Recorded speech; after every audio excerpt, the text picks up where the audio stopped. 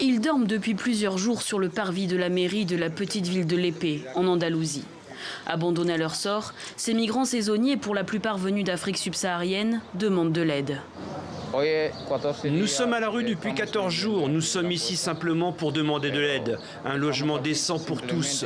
Nos baraques ont brûlé. Il y a plus de 200 personnes à la rue et nous n'avons reçu aucune aide.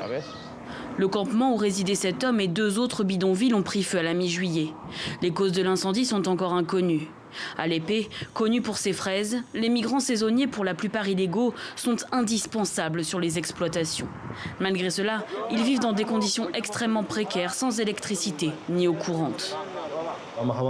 En cette période de fin de saison où les immigrés ne sont plus nécessaires ici et dans le contexte où l'on entend beaucoup parler de cette situation en Europe, cela dérange beaucoup. Mettre le feu est un moyen rapide et peu coûteux de se débarrasser des campements. La situation de ces travailleurs est la même depuis les années 80. Mais avec l'épidémie de Covid-19, s'ajoutent des enjeux sanitaires majeurs pour l'Espagne qui connaît une reprise de l'épidémie. Certains d'entre eux ont changé de région sans même avoir été testés. Nous savons que les foyers infectieux liés aux travailleurs temporaires continueront à se propager. Nous continuons à avoir des saisonniers dans toute l'Espagne et il est très possible, espérons que non, mais il est très possible qu'il y ait encore quelques contaminations liées aux travailleurs temporaires.